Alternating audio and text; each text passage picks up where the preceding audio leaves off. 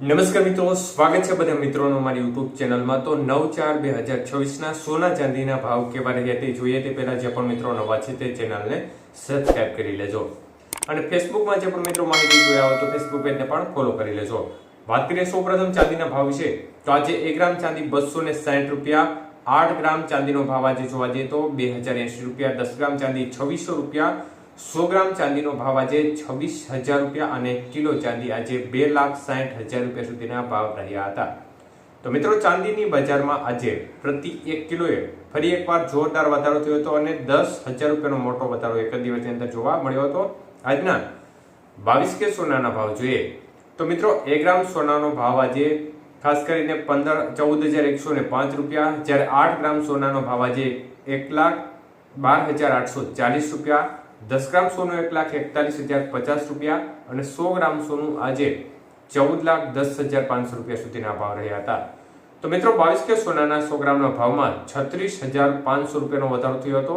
આજના 24 કે સોનાના ભાવ જોઈએ તો 1 ગ્રામ સોનાનો ભાવ આજે 15,387 રૂપિયા, 8 ગ્રામ સોનું 1,23,096 રૂપિયા, 10 ગ્રામ સોનું 1,53,870 અને 100 ગ્રામ સોનું આજે 15,38,700 રૂપિયા સુધીના ભાવ રહ્યા હતા।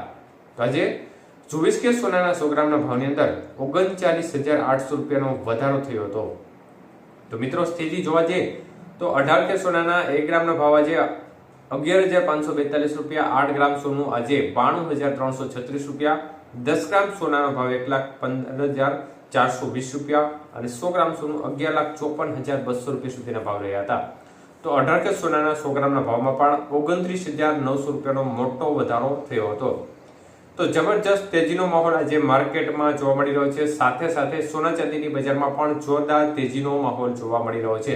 મુખ્ય કારણ અમેરિકા અને ઈરાન વચ્ચે જે સીઝ ફાયરનો નિર્ણય લેવામાં આવ્યો છે કે આગામી 15 દિવસ સુધી કોઈ પણ પ્રકારની યુદ્ધની પરિસ્થિતિ છે તેમાં સંપૂર્ણપણે વિરામ મૂકવામાં આવ્યો છે અને બંને દેશો આ બાબતે સહમત થયા છે અને સ્ટ્રેટ ઓફ હોર્મુઝ છે તે પણ ખોલવામાં આવશે 15 દિવસ માટે, એટલે અનેક એવા જહાજો છે તે અવર જવર કરી શકશે।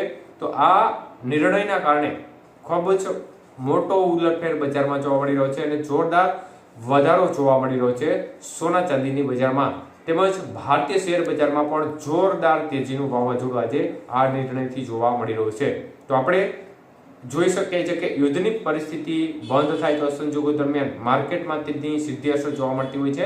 એટલે આગામી દિવસોમાં યુદ્ધ પૂર્ણ નથી થયું પરંતુ થોડા સમય માટે સ્થગિત થયું છે, એટલે આગામી સમયમાં યુદ્ધની પરિસ્થિતિ છે તે જે બજારનો મુખ્ય આધાર છે અને તેના ઉપર બજારનું મુખ્ય વલણ વધઘટ સાથે આગામી દિવસોમાં નિર્ભર રહેશે।